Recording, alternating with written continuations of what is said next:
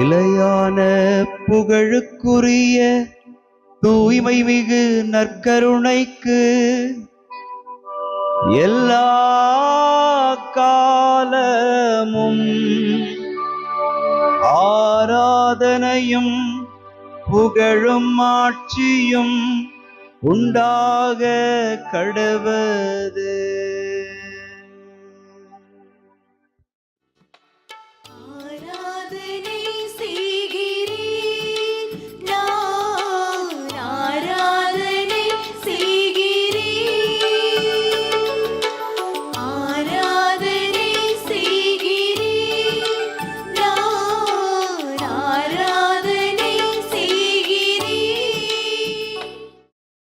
ஆண்டவருக்குள் பிரியமான சகோதர சகோதரிகளே, இன்று ஜூன் மாதம் 16ஆம் தேதி ஞாயிற்றுக்கிழமை.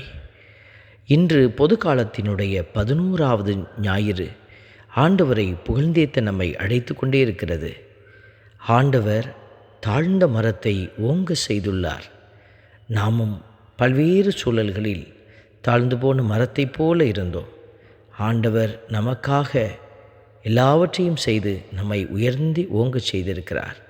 ஆகவே அவரது பெயரை பாடுவது நல்லது என்கிற அந்த திருப்பாடலினுடைய வரிகளை, திருப்பாடல் 92 எடுக்கப்பட்டிருக்கிற இந்த வார்த்தைகளை உன்னதருக்கு முன்பாக குரல் உயர்த்தி பாடி ஆண்டவரை துதிக்கிறோம். உமது பெயரை பாடுவது உன்னதரே நன்று. உமது பெயரை பாடுவது உன்னதரே நன்று. ஆண்டவர் செய்த சகல உபகாரங்களை நினைவு கூர்ந்து கடவுளை நாம் புகழ்ந்து பாடுவது நமக்கு ஏற்புடைய செயல் என்று வேதம் உணர்த்தி கொண்டே இருக்கிறது. ஆண்டவருக்கு நன்றி உரைப்பது நன்று, உமது பெயரை புகழ்ந்து பாடுவது நன்று, காலையில் உமது பேரன்பையும் இரவில் உமது வாக்கு பெறலாமையும் எடுத்துரைப்பது நன்று என்று சொல்லப்படுகிற வார்த்தைகள். நம்முடைய வாழ்க்கையில் எத்தனையோ நல்ல காரியத்தை இந்த ஆண்டவர் செய்து நமக்காக கல்வாரி மலையில் ஏறி கடவுளுடைய அந்த திருப்பிடத்தை அடைந்திருக்கிறார். ஆகவே தான் நாம் இணைந்து அவரை பாட புகழ அழைக்கப்படுகிறோம். இயேசுவின் நாமத்திலே நாமும் இணைந்து பாடி துதிக்கிறோம்.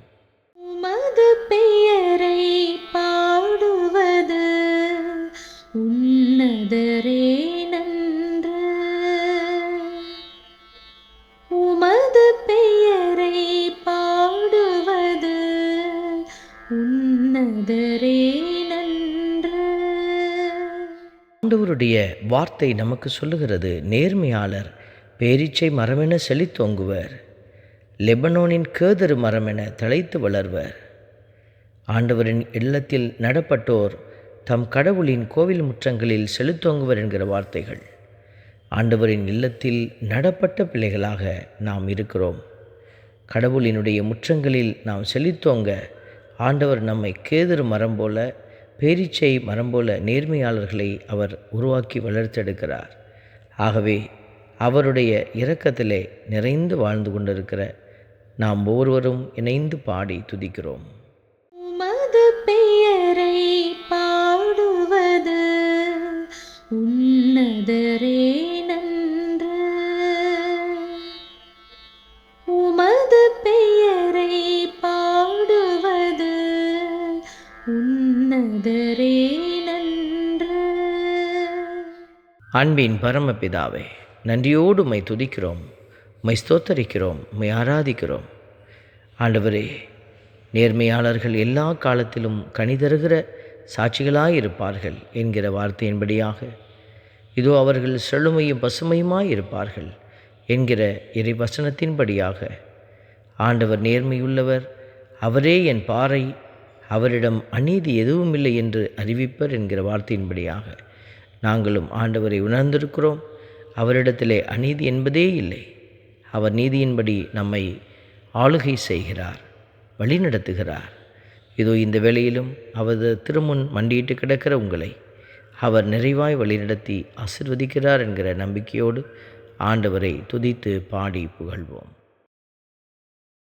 எல்லாம் வல்ல இறைவன், தந்தை, மகன், தூய ஆவியார் உங்களையும் உங்கள் குடும்பத்தையும் நிறைவாய் ஆசீர்வதிப்பாராக. ஆமென்.